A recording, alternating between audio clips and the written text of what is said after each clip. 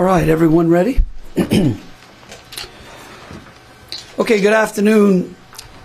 I first want to thank all of the state employees that have been working to prepare for this winter event, and certainly want to thank you for the work that you're going to have to do around the clock to keep our state safe and warm. So a big shout out to all of those state employees that have been working, whether you're in law enforcement and DOTD, all of the various agencies that touch the services that our citizens are going to need. As we look ahead to this upcoming weather event, I want to make sure that one thing is clear: the safety of every Louisianan is a top priority. This can be a very, very dangerous event. We're going to bring Jay up here in just a minute. But certainly cold, wet weather is a very dangerous event. About a year ago, we had a historic snowstorm. I will tell you that I would rather have a snowstorm than an ice storm. And I'm going to go through some of the reasons how we prepared for that ice storm and why I'd rather have a snowstorm than an ice storm. I just signed a few minutes ago a state of emergency that we'll send out to the press following this press conference. This state of emergency allows for direct state assistance to support operational measures at the parish level to help protect life, safety, and the welfare of our citizens. Additionally, this declaration allows the state to request a waiver for commercial motor carriers and drivers assisting with emergencies to ensure that fuel deliveries are delivered quickly to Louisiana to prevent shortages. We understand that we may have started to see some shortages in North Louisiana, so we wanted to make sure that that waiver went out right away and we could get gas into the gas stations and people could fill up their cars or their gas cans or whatever amount of fuel that they need in preparation for this event. With that being said, so that's something we just did in ways that we should see some relief right away. With that being said, we are preparing for significant impacts across the state, starting as early as Friday in our northwestern parishes.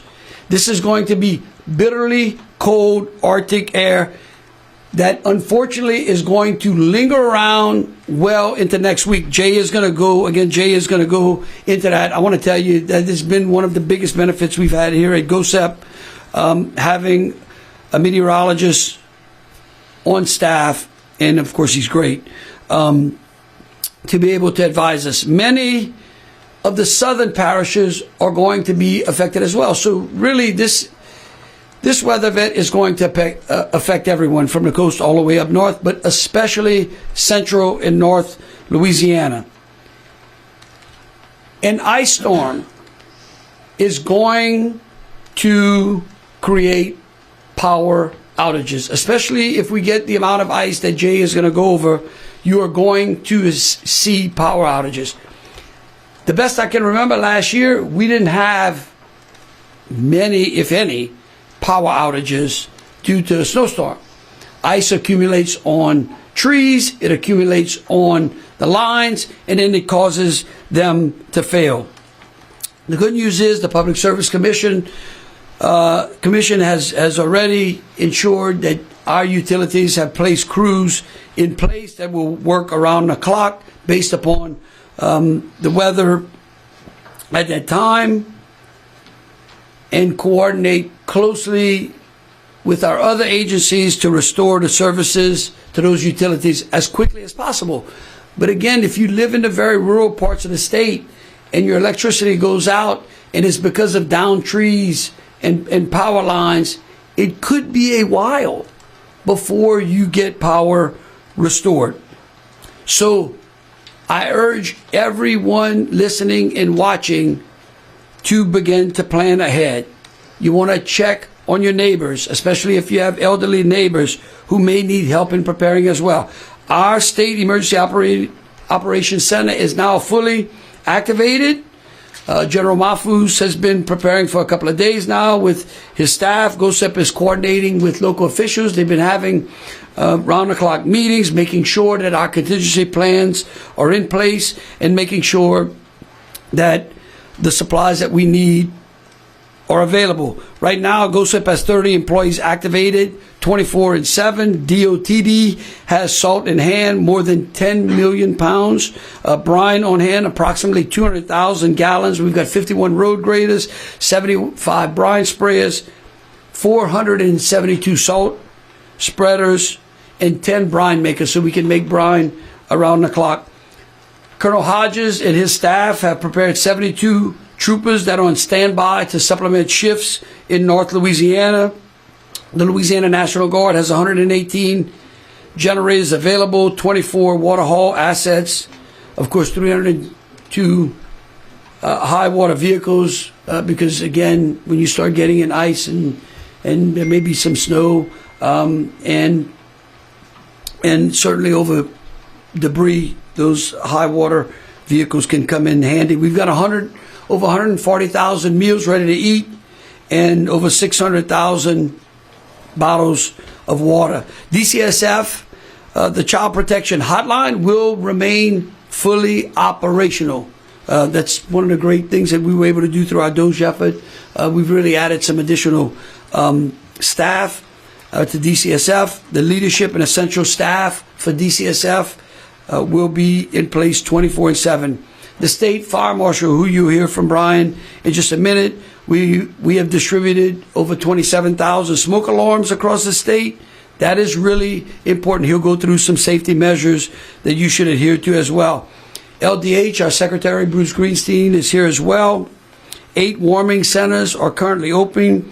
29 warming centers are pending opening.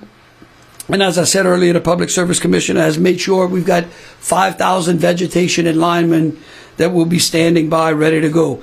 We've also, I want to thank President Trump and certainly Secretary Kristi Noem and FEMA's Region 6. They have already helped us pre-position some FEMA assets, which would include 30 additional generators, 400,000 liters of water, and 250,000 additional meals ready to eat.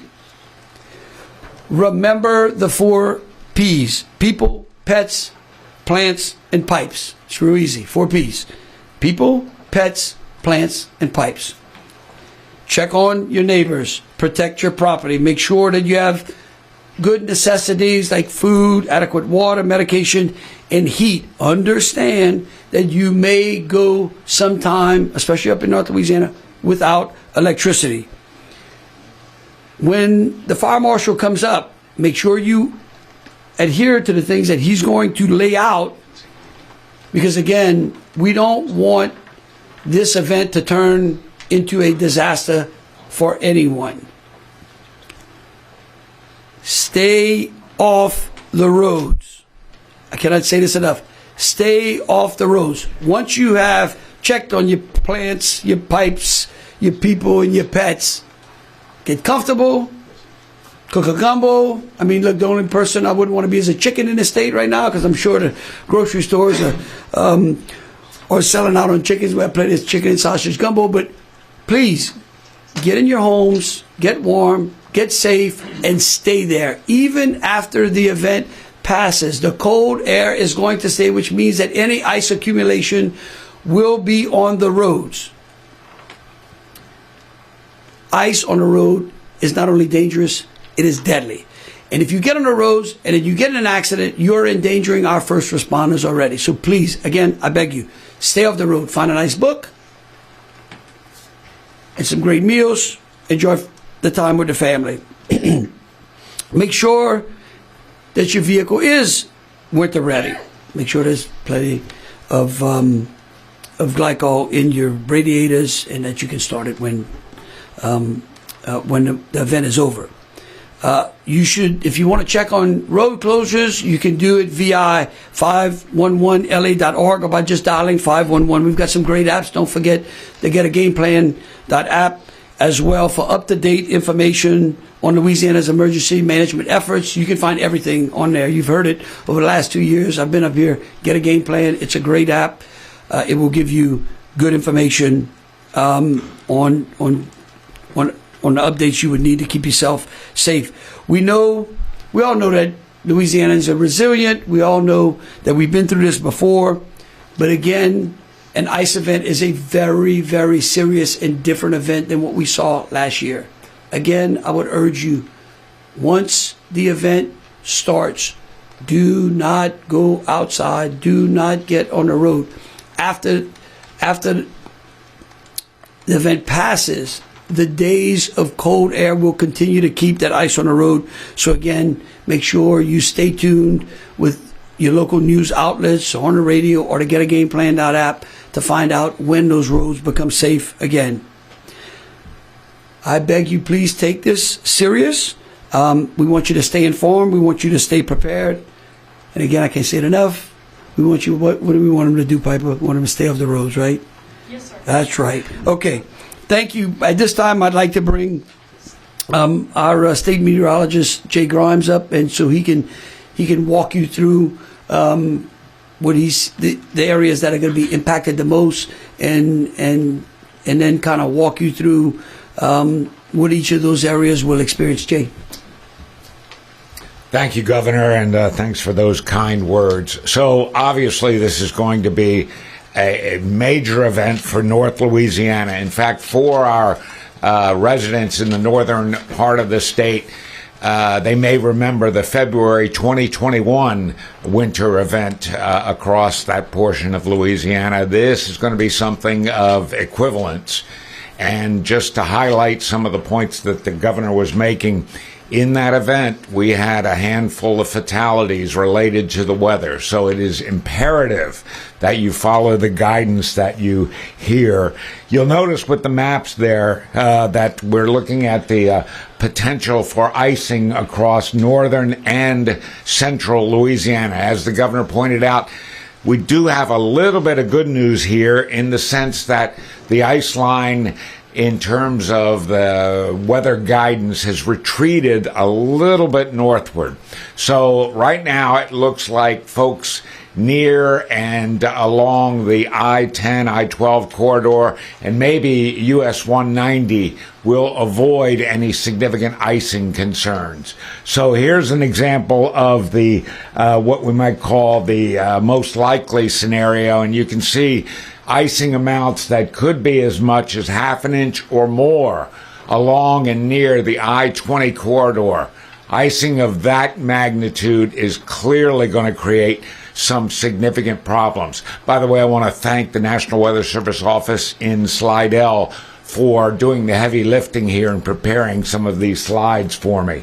Now, worst case scenario would be to bring that significant icing as far south as Alexandria, but that's a real low-end probability. Were that to occur, there's a very low-end probability that some of that ice could sneak as far south as the I-10 corridor in southwest Louisiana. But I don't see that happening, especially since the guidance has been sort of steadily over the last 24 hours retreating that ice line. But it still says the northern half of the state will be impacted. Now, keep in mind, the cold stuff will be following the rain. So it falls as rainfall, but freezes on contact as the bitter Arctic air rolls into the state behind the rain showers on Friday.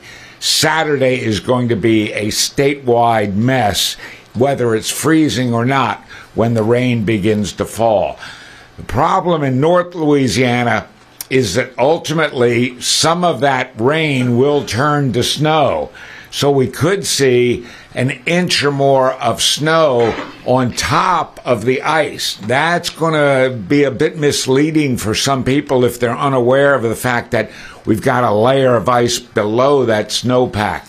That snowpack is also going to keep the ice in place even longer.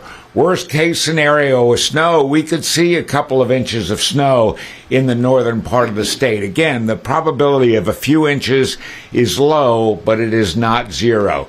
Snow is more than likely going to remain north of Alexandria, but it's going to complicate issues in the northern part of the state where we get the snow on top of the ice. Then we've got issues with freezing temperatures, where temperatures in the northern part of the state could drop as into and below freezing upwards of 70 or more consecutive hours. We're talking about 3 days in northern Louisiana where the temperature will be at or below freezing. So there's no chance of really melting any of that ice and snow that develops. And 3 days takes us into the early part of next week. The real issue here is largely dependent upon where that front is set up as we work our way through the weekend. If the front moves a little bit more quickly, then the ice line gets a little farther to the south. But I really do believe that the ice threat will be mainly from the central parishes northward. I think the southern parishes will dodge that. But the cold air is going to get to everybody. In North Louisiana, you see here, look at that. We're not only talking about 70-plus hours of freezing temperatures, but lows that could get down to near 10 degrees on multiple nights in the northern parishes. We're talking about wind chills that could get very close to zero. That's why the governor pointed out, stay indoors. Hunters, this is not the time to be going out because this is just going to be bitterly cold air, coldest of the winter more than likely. And notice, even down into the teens across the central parishes, and while the southern parishes may not get quite that cold, we're still looking at hard freezes across most of the southern parishes as we get into Monday and Tuesday. So it's a triple whammy. Ice for the northern parishes, followed by snow, followed by that bitter cold Arctic air. This is why we encourage folks to stay indoors and to prepare for power outages that could last for several days. In that February 2021 event, some folks in North Louisiana were without power for almost 2 weeks. So that gives you a sense of what this could be like. Thank you, sir.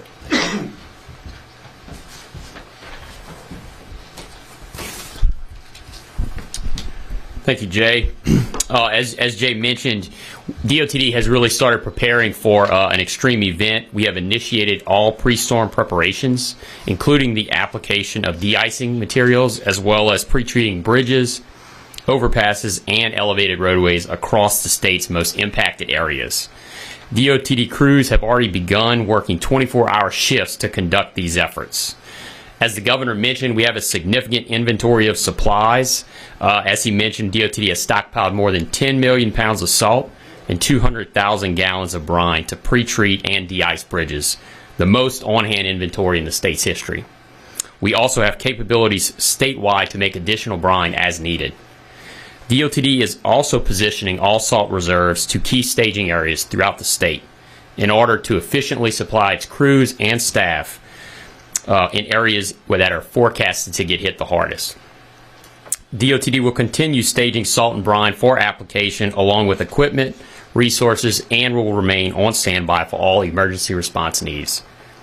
DOTD has expanded its efforts and engaged contract services to require additional emergency support as needed, and DOTD is currently renting additional equipment ahead of the storm in an effort to assist with these activities.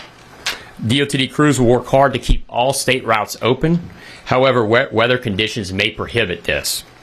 If these conditions do occur, particularly in North Louisiana, DOTD's primary objective will be maintaining our priority routes, which are comprised of state and federal highways and interstates.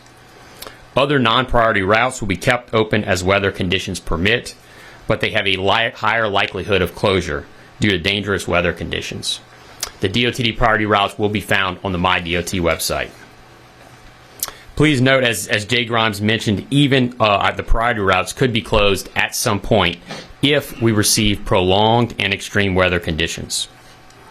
In addition to these operations, DOTD's Traffic Management Center is activating 24-hour shifts to staff the Emergency Operations Center, and DOTD's Motorist Assistance Patrol will also activate 24-hour shifts throughout the state's coverage areas. The department is staying in close contact with GOSEP and the National Weather Service about weather conditions and how they may impact the state's roads and bridges across the state. Drivers should avoid being on the roadway as the governor mentioned, especially in hazardous conditions where travel is not absolutely necessary. If travel is absolutely necessary, please look out for our crews as well as any emergency support crews across the state. Remember that it's unlawful and unsafe to drive around a road closure barricade for any reason. DOTD will continue its communication and up-to-date information. As the governor mentioned, please go to our website at 511la.org. Travelers can find information regarding road closures by downloading that app or going to that website. In addition to that, we have our MyDOT website as well as email update, and motorists can receive updated information on projects, lane closures, and road closures, and other activities across the state. And finally, you can follow DOTD's social media for all updates and road closures and additional information. Please follow us on Facebook, Instagram, and X. Thank you. Good afternoon. So I want to give just a few safety tips on heater safety. So in 2025, we had one of the busiest years with fire-related fatalities in the last 2 decades. We had 88 fire-related fatalities, and we've already had 10 this year, and we only into the early part of January. So if you're going to use a space heater at your home, you want to make sure it's away from all the combustibles in the room, the blankets, the spreads, the sofas, and all of those things that may catch on fire because of those heaters. You want to also make sure when you go to bed at night, you turn those off and you cover up with several blankets to make sure that you stay warm. Look, the smoke alarm project that we did in 2025, we did it for a reason. Those 27,000 alarms we put out still does not put a smoke alarm in every home in the state of Louisiana. It's unheard of that we've had that many fatalities. So we want to keep pushing that message forward and making sure that you know that you can get a free smoke alarm from your local fire department anytime you need that smoke alarm. We've also started today distributing carbon monoxide signs to all the areas in the northern part of the state, just in case you need a generator at your home, to make sure that you protect yourself and you have a smoke alarm, a carbon monoxide detector as well in your home.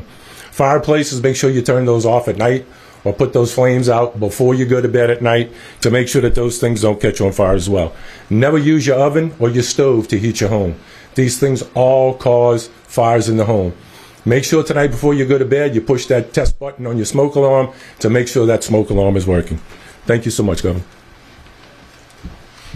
Good afternoon, everyone. I'm going to echo a few of the things we've already heard, but as the governor said, we're a resilient state, and fortunately or unfortunately, we've learned how to deal with storms. Typically, we're thinking of hurricanes, but we do have experience on the utility restoration side with winter storms. I know Jay mentioned the 21 storm, and that could be a corollary. Hopefully, it doesn't get that bad, but just to put that in context, we had 2 events in 21 a few days apart. Each one, we topped out about 125,000 in outages. So 250,000 people. It doesn't make the top 20 with hurricanes, but you're more localized, so you have more time to restore. Looking back, it looked like we were averaging about a half an inch of ice, so I think, Jay, that's a good number to look at. That's that threshold. You know, ice builds up on power lines, it builds up on trees, it takes lines down. So be patient if you do have an outage. We always deal with issues with getting power restored. With access, it's a little bit different when the roads are iced over. Our utilities are getting specialized equipment that can help them get into those areas. The governor mentioned the 5,000 people that are staged right now. That is a high number. We would like it to be higher. Unfortunately, our neighboring states who would normally lend us access are dealing with the same situation. So until those states know they're free to release people, we'll be at that number. Fortunately, we do have utilities that have resources in the southern of the state, Energy and Clico in particular, that may not be affected, so they'll be able to move those assets into the areas, assuming we have outages, similar with the co-ops. Be patient. Hopefully we won't have those long durations, but there will likely be outages because of the ice. As I said, stay off the roads. Treat any line that's down as live, particularly with trees wrapped up in lines. Don't go and try to remove those yourselves. Call your power company. Make sure they clear it before you try to do anything, and stay warm. Okay, so again, as you heard from each one of our agencies and from Jay, this is a very dangerous event, especially for folks in North and Central Louisiana. It's dangerous because you could have bitter cold and no electricity. So just think about how you prepare. I really do believe if you just take some time, think about it, take care of your neighbors, take care of your pipes, take care of making sure that if you got enough water, enough blankets, and understand that you could go for some time without electricity, which is different than a snowstorm, but it really is more like the ice storm of 21. And we're all, and again, please stay off of the roads. There's no sense in going look at a window wonderland because it'll end up in a disaster on an icy road. So with that, we'll take any questions that the press may have. And let's stay on topic. Yes, ma'am. I have a few questions, but I'll start with this. I'm wondering if perhaps either you or if Mr. Grimes could talk more about the timing of when the impacts are going to be felt across the state, maybe starting in Shreveport and then... So the way it looks right now, the rain and the coldest of the air, where we start to see freezing problems in northwest Louisiana, will begin Friday night. And then everything will advance to the east and southeast, rolling through Saturday into Sunday. So there's sort of the basic timeline. Once we get to freezing Saturday in north Louisiana, they're there through the weekend and into the early part of next week. So, and that's really the problem for those folks, is that the cold air, the bitterly cold Arctic air mass, is going to catch up to the rain in North Louisiana. The thinking right now is that the cold air doesn't get down here in South Louisiana until most of the rain has come to an end. That's why the freeze line remains north of the capital city and probably north of 190. Okay. And when does the cold air start to reach the furthest north and the northwestern part of the state? So it'll start arriving even Friday night. The cold air? Yeah. Okay, yeah. Thank you. But again, I think I would reemphasize that cold air starts Friday night in North Louisiana, and the system moves through the weekend, but temperatures throughout the state of Louisiana will be below freezing well into the early part of next week. Yeah, the coldest of the air doesn't arrive until the early part of next week. So we want people to be aware of the fact that as cold as it's going to be this weekend, it'll get even colder for Monday and Tuesday. Okay. Yeah. It's a great question. Yeah. Yes, Mike. With the power outages that we're expecting, do we have kind of like a best case and a worst case scenario on how long it will take to restore power in an ice situation? I think the best I can do is look at what happened in 21, and I would say the bulk of the customers were restored in 2 days. It's just getting access to them. I mean, it's a lot of very localized distribution damage. We did have some, I know Jay said 2 weeks. I think that was the very small percentage, maybe 1,000 or so, but the bulk were restored within 4 days. So, I mean, we're probably a little bit less than a Category 1 hurricane, which we typically take as a week. But it's going to depend on access and the roads. And could you say your name and title? Brandon Fry, I'm Secretary with the Public Service Commission. Okay. I know you guys are advising people to stay off the roadway during this winter weather event, but for those who do have to commute somewhere, what would be the advice? What would you advise them to do if they do have to commute somewhere? Well, I certainly would limit any commute. Look, getting on ice is dangerous, and especially if you're in north and central Louisiana, and if we do end up with a snow event after the rain event, the problem with that is people are like, oh, well, it's just snow. I can just kind of drive through an inch of snow.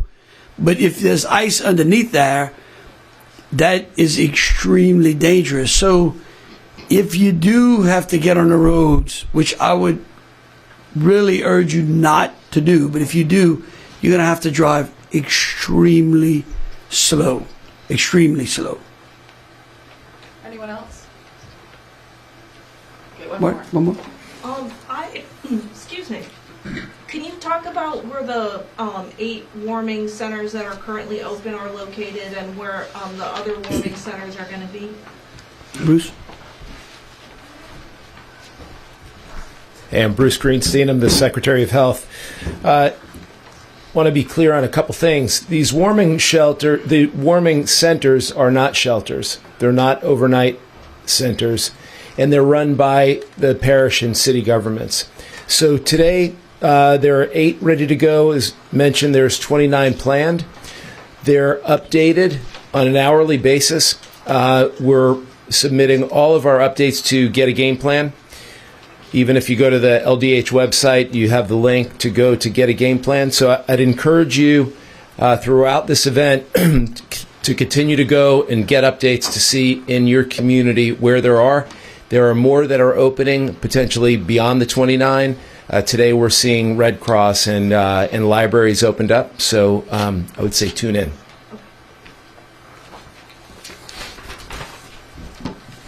Okay, again, we want everyone to have a very safe and warm weekend in your home, not traveling on the roadways. Please stay tuned for updates with your local news and weather centers. Make sure, again, I would urge you to download the Get a Game Plan app where you can get all of that information, including the 511 road information as well. We'll be pushing out information as the event unfolds, and we want everyone to stay safe. Thank you.